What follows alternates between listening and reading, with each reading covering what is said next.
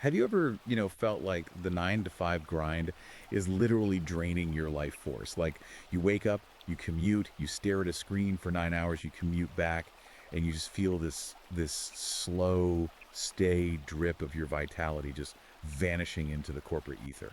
Oh, absolutely. It's that feeling of just being totally hollowed out by Friday. Right. Well, what if trading 40 to 80 hours a week for a gold watch at the end of a very long, very tired road isn't a badge of honor, but like an evolutionary scam? That is a wildly provocative question to start with. Yeah, no, but welcome to the deep dive, everyone, because today we are reviewing a highly provocative, absolutely viral ebook that has just been tearing up the internet lately. It really has been everywhere. It's titled 3 Day Workweek, a reality check by Conrad Riker. And let me tell you, if you thought you understood work-life balance, this book is going to take that concept, throw it in a wood chipper, and just light it on fire. Yeah, I mean, it is definitely not your standard business aisle self-help book. It's aggressive, it's heavily cited, and it is designed from the ground up to make the established corporate world very, very uncomfortable. Completely. Now, before we get into what might be the most paradigm-shifting hour of your week, do us a huge favor and hit those like and subscribe buttons right off the bat. Yes, please do. It really helps us out. It helps us keep bringing you these in-depth analyses.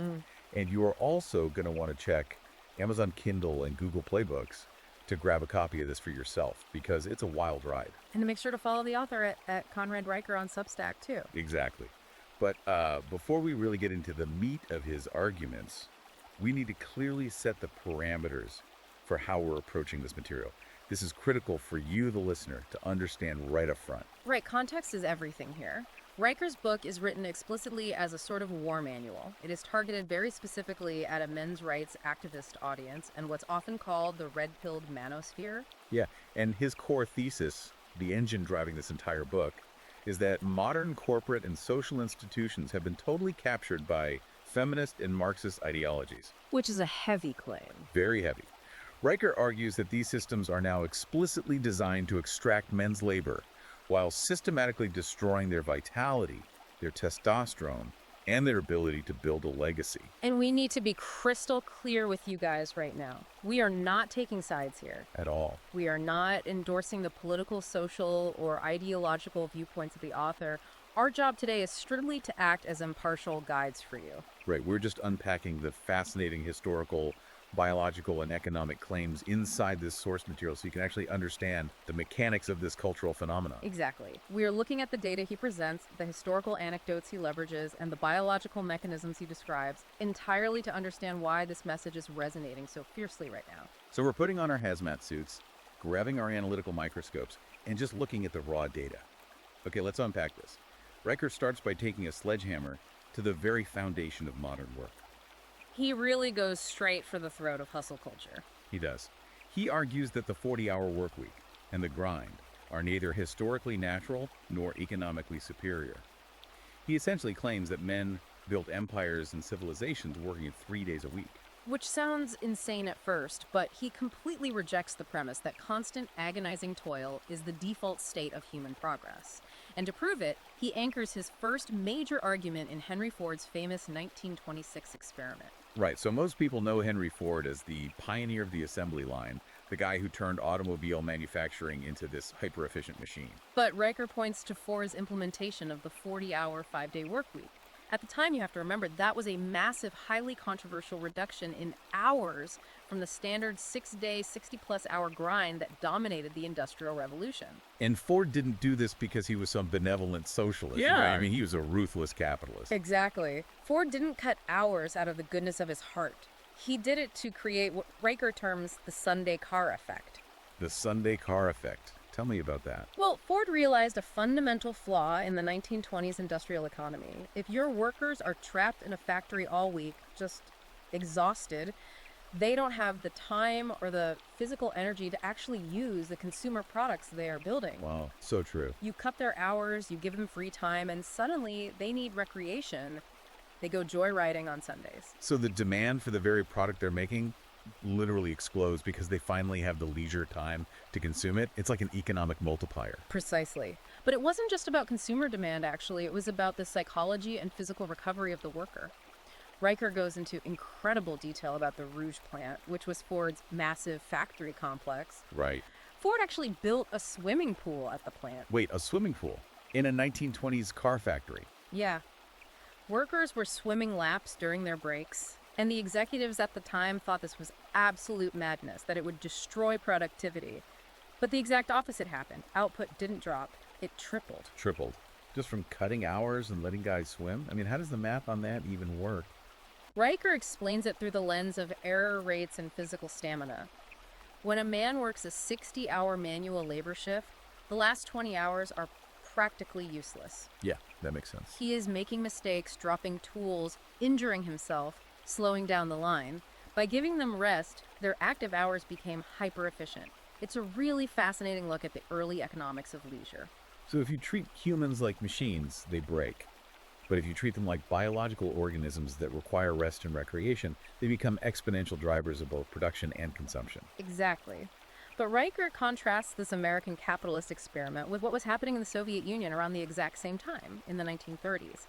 He frames this as a battle between two completely different philosophies of human energy. Okay, right. The Soviets under Stalin, they were actually terrified of Ford's model, weren't they? Yes, because Ford was proving that free market capitalism could provide both wealth and leisure time. That completely undermined the Soviet narrative that capitalism was inherently abusive. Right. So Stalin went in the exact opposite direction. He tried to sabotage the perception of the shorter work week, spreading state propaganda that leisure caused capitalist decay. Oh, wow. Simultaneously, he enforced brutal, mandatory 60-hour quotas on his own people just to prove that the Soviet state could outproduce the Americans through sheer brute force labor. And the human cost of that stubbornness was just apocalyptic. I mean, Riker points out that this relentless state-enforced grind didn't lead to a utopia at all. It directly contributed to the starvation of 3 million Ukrainians in the Holodomor. Yeah, it's a dark, brutal example of what happens when a massive institution demands constant labor without factoring in biological limits. The system quite literally consumed its own people. And it's the ultimate failure of viewing human beings as inexhaustible batteries. But Riker doesn't just look at the 20th century, right? He wants to prove that this is a fundamental historical truth. Right. He goes all the way back. Yeah, he goes to the Puritan settlers in the 1630 Massachusetts Bay Colony. Now, we all grew up hearing about the Protestant work ethic, right? Oh, yeah, absolutely. This cultural mythos of endless, pious, dawn-to-dusk toil that supposedly built America. But Riker doesn't look at their sermons. He looks at the actual colony ledgers. The receipts? Exactly, the receipts. The ledgers tell a very different story than the folklore. The actual records of timber felled, crops planted, and hours billed show they were routinely working 6-hour days. Wait, really? 6 hours? Yeah. Riker argues that the Protestant work ethic was essentially colonial virtue signaling. I love that phrase. It's so good. The religious leaders would preach about 18-hour diligence from the pulpit to maintain moral authority, but practically, the settlers would go home at noon to brew ale and rest. It was a public relations campaign, not an actual blueprint for their daily productivity. Colonial virtue signaling. That is such a brilliant reframing. And to prove that this isn't just some anomaly of early agricultural life, he brings it to military engineering. He looks at the Roman Empire. Okay, what did the Romans do? Specifically, he looks at the siege of Masada in 73 AD. The Roman legionaries built a massive 375-foot siege ramp up the side of a mountain in the middle of the desert. That's insane. They did it in just 3 weeks. But Riker notes they didn't do it by whipping their soldiers into heat stroke. So how do they do it? Well, Roman engineering was built on sustainable rotation. They used strict 6-hour shifts. One cohort would build while the others rested, ate, and slept. Meanwhile, the Jewish rebels they were besieging at the top of the fortress were terrified, pulling 12 to 14-hour days guarding the walls without relief. Ah, so you have two completely different models clashing right there. Exactly. Riker points out the biological inevitability here. The exhausted defenders literally collapsed from systemic fatigue, while the rested, rotated Roman engineers methodically conquered them. Wow. If we connect this to the bigger picture, Riker is basically building a case for what he terms performative stress. Yes. He's arguing that our modern culture of burnout, where everyone competes to see who can look the most exhausted, is actually a glitch in our evolutionary software. Yeah, We've confused the appearance of working hard with actual tangible momentum. definitely. Staying late, sending emails at midnight, bragging about how little sleep you got. It's the modern equivalent of Puritan virtue signaling. We've replaced the steam engine with Slack pings, but we're still acting like we need to shovel coal for 16 hours a day. He argues that it's a massive societal delusion. We optimize for motion, not progress. Okay, I have to step in and push back on this, because while the historical anecdotes are neat, there are modern moments where raw, unadulterated grinding actually seems to have been the only thing that saved us. Like what? What about the Y2K programmers? I mean, in 1999, you had developers pulling 20-hour days, sleeping under their desks, pounding energy drinks, manually rewriting millions of lines of ancient COBOL code, Right. and they literally saved the global financial system from collapsing. Doesn't that prove that sometimes, when the stakes are high, the 40-hour week just isn't enough? Like, you can't leisure your way out of a hard deadline? That is exactly the counter-argument most people jump to, and Riker actually dedicates a significant portion of a chapter to dismantling it. Yeah. He frames the Y2K panic as the ultimate modern example of corporate theater. Corporate theater. But the code still had to be fixed. Now, he doesn't deny that the code needed to be fixed, but he suggests that the culture of that crunch time, the sleeping under desks, the 20-hour shifts, was performative stress engineered by middle managers. How so? The actual effective work still takes time. Yes, but Riker explains the mechanics of software engineering. When a programmer works a 20-hour shift, the code they write in hours 15 through 20 is usually garbage. Oh, because they're basically a zombie at that point. Exactly. It's riddled with logic errors and missing syntax. So what happens? A fresh team comes in on Monday, and they have to spend their entire shift debugging the exhausted programmer's spaghetti code. It creates negative momentum. Right. Riker argues those managers force the insane hours to justify their massive Y2K budgets and, as he colorfully puts it, their Tesla leases. The actual effective work was likely done in small, concentrated bursts by rested coders, while the rest was just expensive, chaotic noise. So he's saying the exhaustion was a feature of the bureaucracy, not a requirement of the technology. Exactly, and he backs this up with the compounding math of productivity. This is a crucial point in the book. Okay, lay it on me. Since 1950, overall worker productivity in the West has grown by roughly 2% annually, largely thanks to computing and automation. Riker points out that if we actually applied that compounding efficiency to reducing our hours, instead of just artificially inventing new bureaucratic tasks to fill a mandated 40-hour week, we should only be working Tuesdays by now. Wow. The math on that is staggering. If an accountant in 2026 can do in 1 hour with Excel what it took an accountant in 1950 a whole week to do with an adding machine, why are they both still sitting at a desk for 40 hours? Parkinson's law. Work expands to fill the time available for its completion. If management gives you 40 hours to complete a task that takes 10, you will unconsciously stretch it, attend useless meetings, and generate performative stress to fill the void. Just to look busy. Exactly. Riker's argument is that keeping the 40-hour framework in a post-industrial, highly automated world is a deliberate institutional choice to keep people busy and compliant, not a requirement for economic output. Which leads us to a massive, really uncomfortable pivot in the book. If the 40-hour work week isn't economically necessary, if we could literally work Tuesdays and maintain our standard of living, why does it persist? Right, why are we doing this? Why are we all still doing it? This is where Riker moves from historical economics into raw, uncompromising biology. He argues that this system persists because it biologically neuters men. Yes, this is where the book shifts into a very aggressive biological framework. He starts examining the endocrine system, specifically testosterone and cortisol. And he goes back to some classic data for this, doesn't he? He does. He goes back to data from Alfred Kinsey's famous 1950s sex research.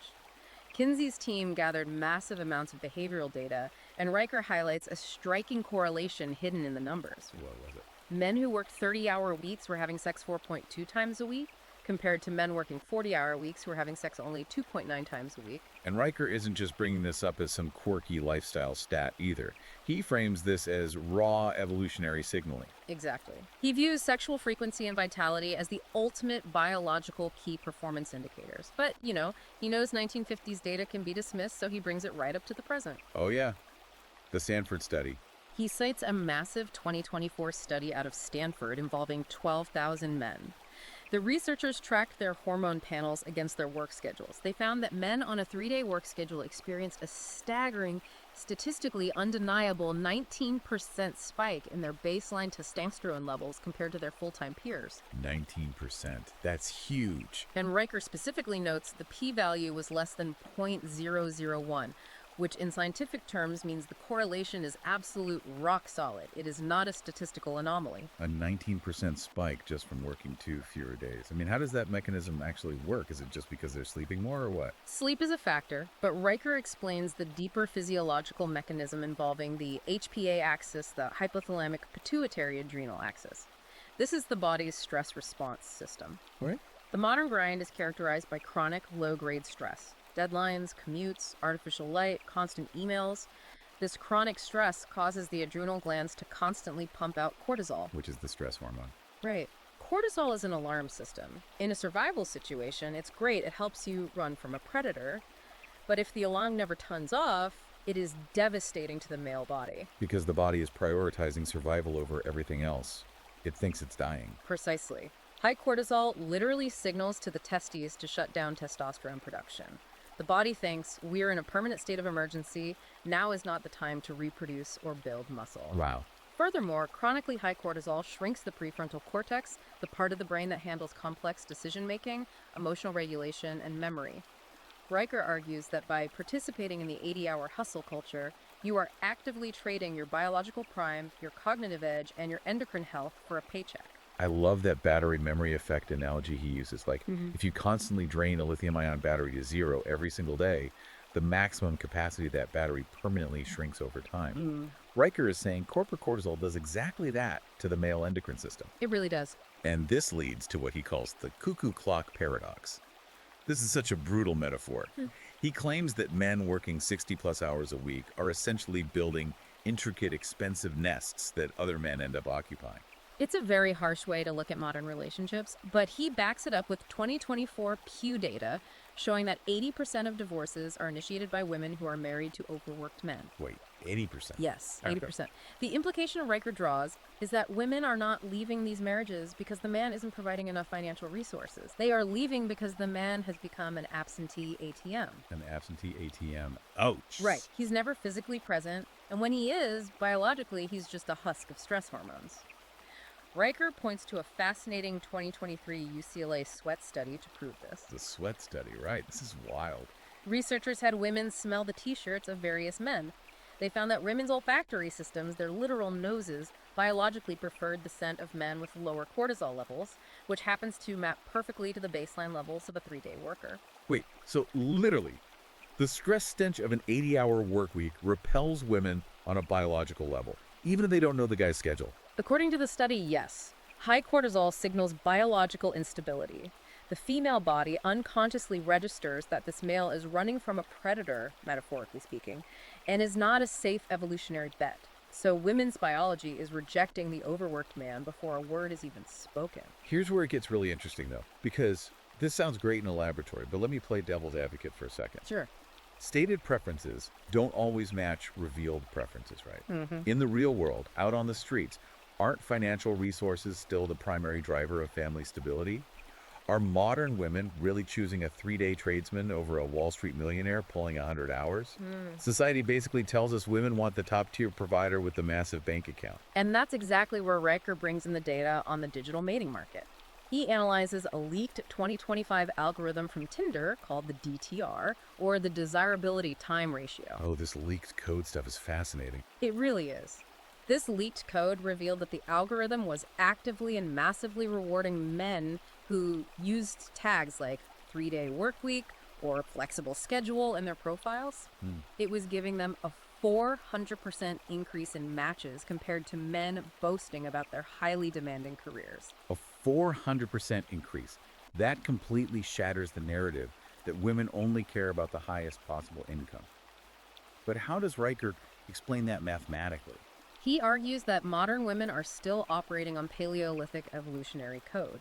Deep down, they don't just want raw resources, they want investment capacity. Investment capacity. Yes. An exhausted CEO might have $5 million in the bank, but if he works 100 hours a week, he has zero investment capacity to offer a partner or children. He can't protect them, he can't teach them, he can't be emotionally present. He is just a distant resource node. Right, whereas a guy with free time. A man with moderate income but vast amounts of free time and high testosterone has the physical and emotional bandwidth to actually invest in the family unit. That distinction between financial provision and investment capacity is just massive. It changes everything. It is, and Riker points to the total collapse of OnlyFans subscriptions in 2025 as the final proof of this theory. Oh yeah, the OnlyFans drop. OnlyFans saw a 62% plummet in revenue that year. Riker argues this happened because a critical mass of men started reclaiming their time through remote work and quiet quitting. And what do they do at that time? They stopped paying for pixelated parasocial relationships because they finally had the biological energy, the testosterone, and the free time to pursue real-world relationships. When men aren't exhausted, the digital illusion just loses its appeal entirely. Wow. It's a profound look at how our economic systems are literally at war with our endocrine systems, which naturally forces us to ask the next logical question. If this system is so biologically destructive to men and economically unnecessary, as we've already established, who is enforcing it? Right, who's in charge? Who are the architects of this modern panopticon? And this is where Riker points the finger directly at human resources departments and corporate algorithms, framing them as agents of Marxist and feminist institutional capture. He is unsparing in his critique of HR. I mean, he goes hard. He compares modern human resources departments to Soviet factory bosses from 1954. The productivity parasite. Yes. He unearths this horrifying historical detail where Soviet central planners installed 300-second timers on the bathroom doors of manufacturing plants. Workers literally had 5 minutes to relieve themselves before an alarm went off, and they were penalized. Just degrading, absolute control, like treating adults like livestock. Exactly. And the result, productivity didn't go up. It actually dropped by 18%. Because they were rebelling. Not even because the workers were slacking off in protest, but because of the physiological stress response. Men were literally passing out at their lathes from holding their urine, or they were so anxious about the timer that their hands shook and they ruined the parts they were milling. And you hear that and think, well, that's the Soviet Union, right? That's authoritarian communism. Yeah. But Riker immediately pivots to modern corporate America to show that we are doing the exact same thing, just with slicker digital tools. What's fascinating here is he brings up a highly controversial, leaked 2023 Goldman Sachs memo. This memo revealed that the firm was meticulously tracking employee badge swipes to monitor the exact duration of their bathroom breaks. Over a bathroom break. Yes, and he couples this with a 2021 physiological study showing that Goldman traders pulling 100-hour weeks had baseline cortisol levels that were medically indistinguishable from Syrian war refugees. That is just, they are living in a permanent state of biological terror just to trade derivatives. And it gets more dystopian, if you can believe it. Riker points to the massive class action lawsuit against Amazon's AI management system. Oh, this one is crazy. 40,000 warehouse workers are suing because the algorithm is allegedly calculating their exact baldness rates using camera footage to measure hair loss over time and correlating that with their unpaid bathroom breaks to determine their maximum stress limits before they quit. It is literally the Soviet timer, optimized by machine learning. It's evil. It is legitimately terrifying. But I want to understand the psychology here. I mean, who designs a system that measures a man's hair loss to figure out how hard to push him? How does Riker explain the people running these HR departments? He psychoanalyzes the corporate managerial class beautifully. He doesn't paint HR professionals as like twirling mustache comic book villains. He describes them as former gifted kids. Former gifted kids. Yeah, people who grew up highly medicated on Ritalin or Adderall to excel in a rigid, standardized soul system, and who have deeply internalized the idea that sitting at a desk for 80 hours a week is not just normal, but morally virtuous. I think suffering is virtue. Right. They manage spreadsheets, not human beings. Because they've been trained their whole lives to optimize for motion rather than momentum, they install systems that treat humans like easily replaceable, measurable cogs. They completely confuse looking busy with actually building something. Well, But Riker also provides historical proof that this HR panopticon is actually bad for business, right? Like the IBM purge. it's one of the strongest arguments in the book. In 1984, IBM did something completely counterintuitive to everything hustle culture teaches us. What did they do? Management ran a quiet internal audit and then fired the top 10% of their overtime loggers. They explicitly targeted the people who were sleeping under their desks. the absolute undeniable grinders of the company. Wait, they fired the people working the hardest. That sounds backwards. And what happened? The company's revenues jumped 14% the following year. Okay, wait, explain the mechanics of that. How do you fire your hardest workers and make more money? It makes no sense.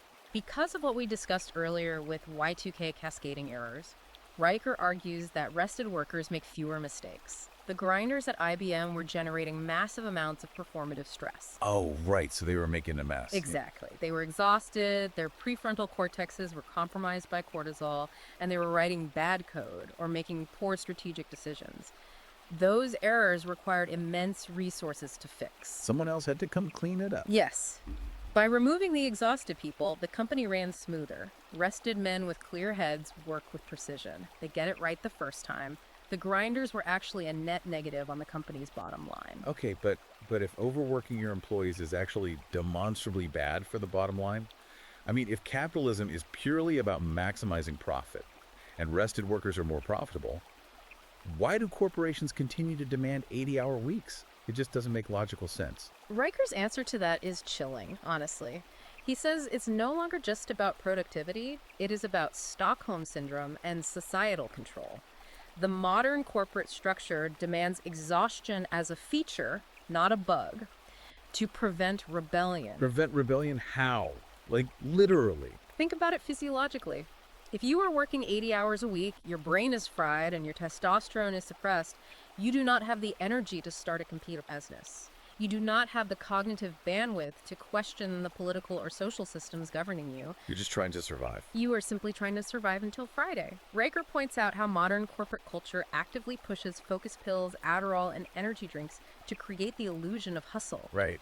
They want you just chemically stimulated enough to stare at a screen and process emails, but far too exhausted to build your own empire on the side. That is a profoundly dark perspective. Keeping people tired as a deliberate mechanism of control. So if a man reads this, realizes he's trapped in the panopticon, and actually manages to reclaim his time, what is he supposed to do with it? Like sit on the couch and watch Netflix? Absolutely not. This is where Riker pivots from defense to offense. He argues that you must weaponize your free time.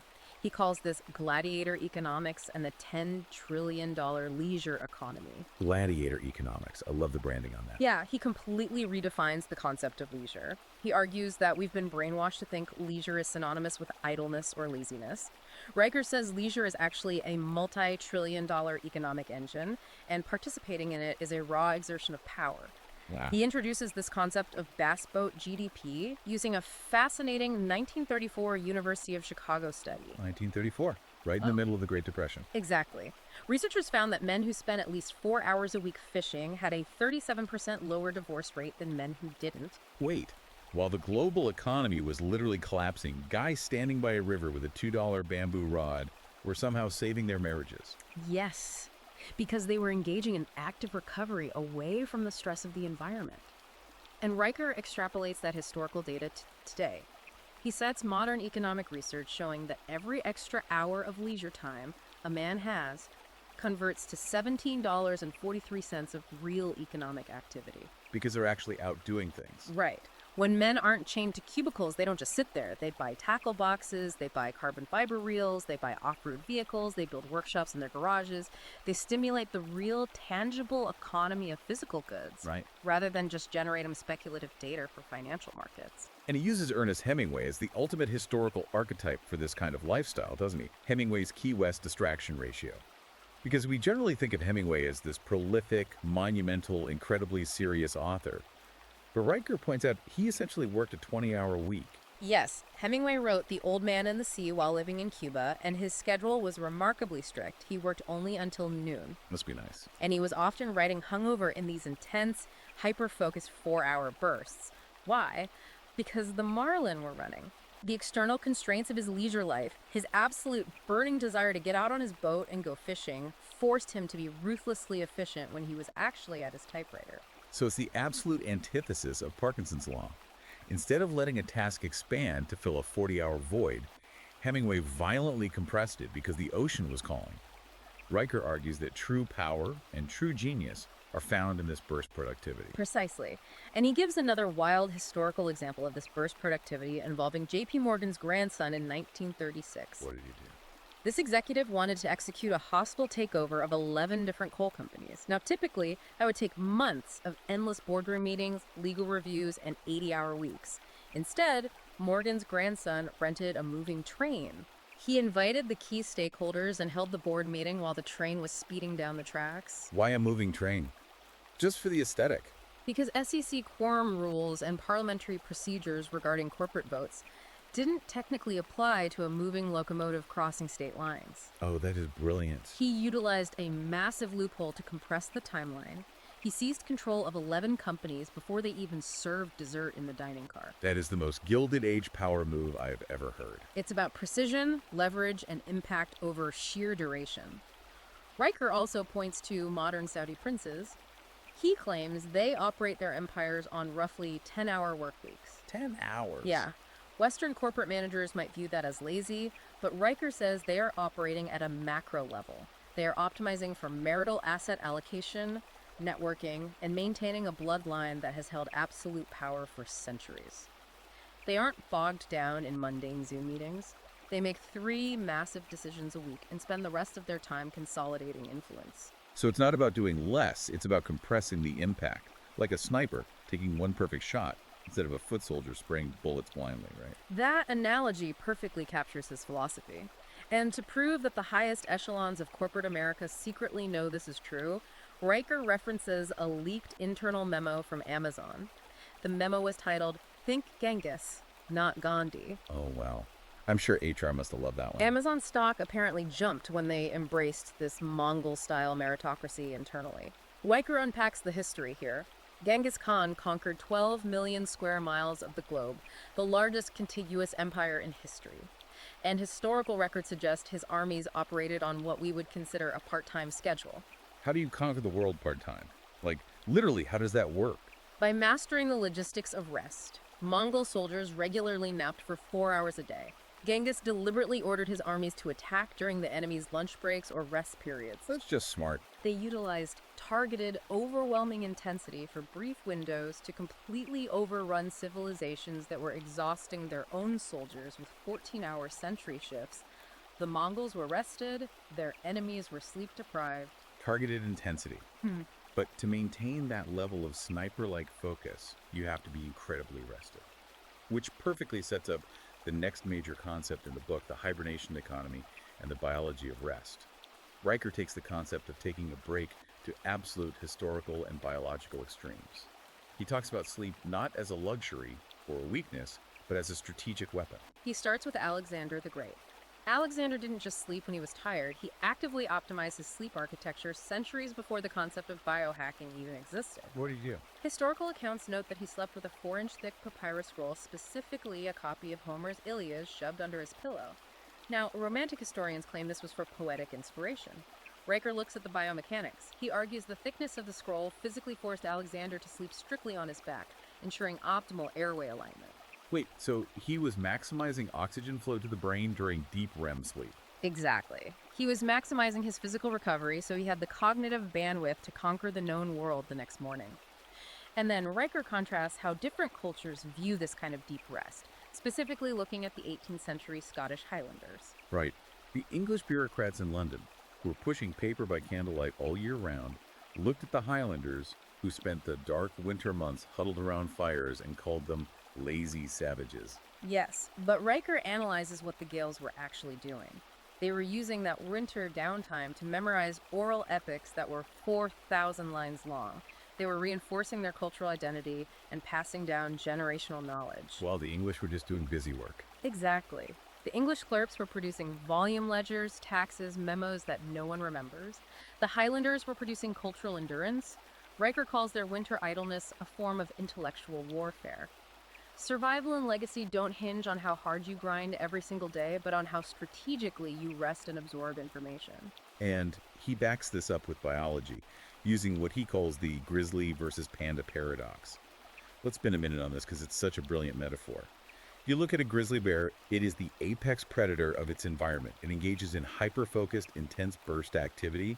It will wade into a freezing river and eat 42 salmon in a single day, consuming tens of thousands of calories purely to fuel 30 days of deep, uninterrupted hibernation. The grizzly masters energy arbitrage. Right. And contrast that with the panda, which sits around chewing low-calorie bamboo for 14 hours a day, every single day, just to maintain basic metabolic survival.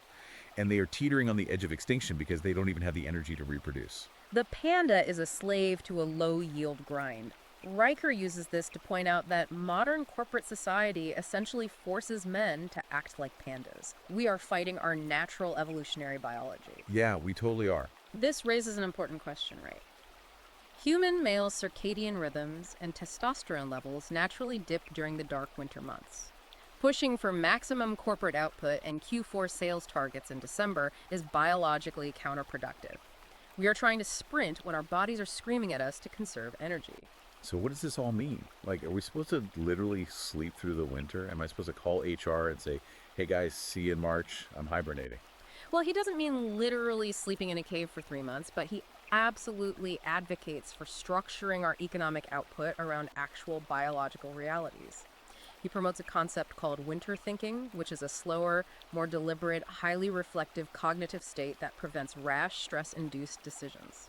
Okay, but does that actually work in the real world?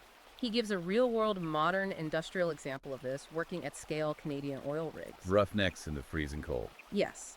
Some drilling companies adopted 3-day shifts for their roughnecks during the deepest, darkest winter months. They recognized the biological toll the cold and dark were taking. The result? They saved $12 million annually in hypothermia claims, accident payouts, and ruined equipment. $12 million just by letting them rest. The men were sharper, warmer, and more careful. Working with the winter rather than grinding against it quite literally saved lives and millions of dollars. It's about respecting the human machine. Right. Which brings us to the final and undoubtedly most intense section of the book, section 6.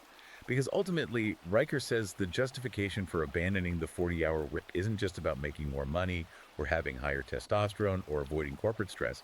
It's about what you leave behind when you die. He gets deeply controversial here with a concept he calls polygamy math. Yes, this is where the war manual aspect of the text is most apparent, and where his analogies get highly provocative. He introduces the concept of temporal arbitrage, the trading of your finite time for genetic and cultural legacy. He uses Brigham Young as his prime historical example. The Mormon pioneer. Correct. Historical records show Brigham Young worked roughly 25-hour weeks managing the administrative affairs of his territory. Because he capped his administrative work, it left him enough daylight and biological energy to sire 55 children and literally build a generational dynasty that populates entire states today. And then he compares this to something crazy, right? He then juxtaposes this with a highly inflammatory modern example leaked 2024 Kabul radio interview transcripts. Okay, where is he going with this? The transcripts detail the daily lives of Taliban fighters. They claim to work about 15-hour weeks on actual administrative or patrol duties. The rest of their time is spent at home, yielding massive families of 8 or more children. Okay, I have to stop here. He is comparing pre-industrial warlords and religious extremists to modern Western accountants. That is a massive false equivalence. He is completely ignoring infant mortality rates, the subjugation of women in those societies, the lack of modern infrastructure. I mean, you can't just slap those two things on a spreadsheet and call it math. You are absolutely right, and his methodology there is deliberately inflammatory. It's designed to shock the reader. He ignores dozens of massive socioeconomic variables, but he is using these extreme examples as a shock tactic to force the reader to look at the raw mathematical concept of temporal arbitrage.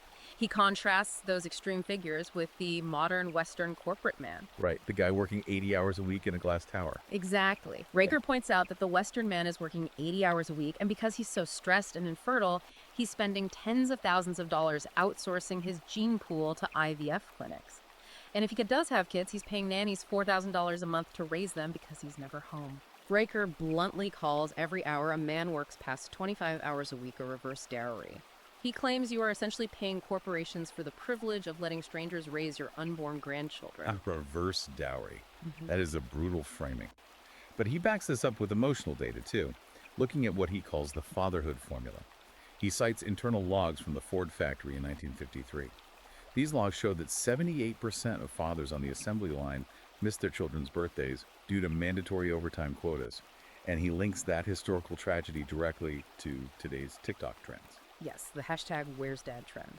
Millions of videos of kids essentially raising themselves on iPads and screens because their fathers are physically in the house but locked in a home office, trapped in Zoom purgatory until 8 p.m. Riker's message to his audience is absolute. You cannot outsource presence. A nanny can feed your child, but they cannot impart your legacy or your values. He argues that modern men have been sold a massive lie about retirement.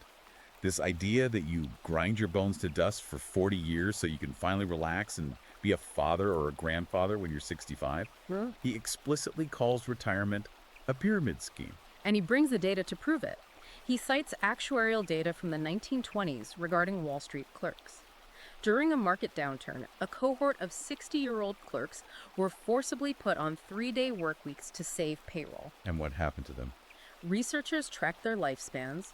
Those men ended up outliving their peers who kept grinding full-time by an astonishing 14 years. 14 years of life. That is an entire chapter of existence just handed back to them because they stopped working 5 days a week. The human physiological system is simply not designed to sprint at maximum cortisol capacity for 40 years and then abruptly slam on the brakes at age 65. The shock to the system often kills men shortly after they retire. He points to Marcus Aurelius, the Roman emperor, as the alternative model. Oh, the Stoic king. Right. Aurelius wrote his famous philosophical text, Meditations, while sitting in a tent in the middle of a brutal military campaign against the Germanic tribes at age 58. He didn't retire to a villa to think. He integrated deep reflection, writing, and legacy building into his active daily life. And Riker contrasts this ancient, deeply personal legacy building with how modern corporations try to manufacture legacy for you. He brings up Goldman Sachs. Apparently they spent $47 million developing a failed crypto project called Legacy Coin. It's so absurd. It was supposed to mint digital tokens on the blockchain to commemorate the achievements of deceased CEOs. Riker just mocks the absolute absurdity of this. He says true legacy isn't an NFT of a good Q3 earnings report. It's a blockchain sealed record of you actually being physically present to coach your son's T-ball team on a Thursday afternoon in the sun. He is urgently pleading with his readers to stop letting human resources departments allocate their prime fertility and parenting hours. His ultimate conclusion, the thesis of the entire book, is that legacy is never built in corner offices or on Excel spreadsheets. It is forged in the 72-hour windows between Mondays. It's about outliving your enemies, preserving your biology, and having the actual time to raise your heirs. It's aggressive, it's visceral, and it paints a vivid, terrifying picture of how we spend our time. He wants his readers to feel a sense of absolute burning urgency. And that urgency leads directly to his outro, what he calls the Great Resignation 2.0. Yeah, the dam is breaking. He claims it's already breaking. He cites data suggesting that 300 million men globally are already quietly walking away from the grind. They're opting out. He points to a projection that by 2028, 72% of men under the age of 35 would literally rather clean a septic tank than work a rigid corporate 9 to 5. It's a total systemic rejection of the established paradigm. But if I can leave you, the listener, with a final provocative thought that builds on Riker's work but looks just a bit further down the road, think about the impending wave of artificial intelligence. That is a massive point. AI wasn't a huge focus of his historical analysis. He was mostly looking backward. But it is the absolute elephant in the room right now. Exactly. If generative AI and advanced robotics are about to automate away millions of white-collar hours, if algorithms can write the code, draft the legal briefs, and balance the ledgers, Riker's grand rebellion of the 3-day work week might actually just be the inevitable economic default of the near future. The system is going to enforce a massive reduction in hours whether we actively rebel or not. So the real question isn't whether you will work a 3-day week in the future. The question is what you're going to do with the freedom. Precisely. Do you have the imagination, the discipline, and the internal drive to know what to do with the other 4 days? Will you use them to build a legacy, as Riker suggests? Will you learn, create, and be present for your family? Or will you just let another screen, another algorithm, and endless digital entertainment consume that reclaimed time? That is a phenomenal question to end on. It shifts the burden of responsibility entirely from the corporation back to the individual. If you are handed your life force back, what are you actually going to build with it? If this deep dive challenged your perspective, if it made you angry, if it made you rethink your calendar, or if it made you nod your head, You absolutely have to read the source material for yourself to see the full scope of his arguments and the data we couldn't even get to today. Check out Amazon Kindle and Google Playbooks to buy 3-Day Workweek, a reality check by Conrad Riker, and make sure to follow him at Conrad Riker on Substack to see where this movement goes next. Yeah, definitely check it out. Thank you for joining us on this journey into the deep end of the cultural zeitgeist. Please like and subscribe to the show, share this deep dive with someone who desperately needs to hear it, and remember, the next time you find yourself staring at a spreadsheet at 7 p.m. on a Friday, ask yourself, is this really how I want to spend my life force? We'll see you next time.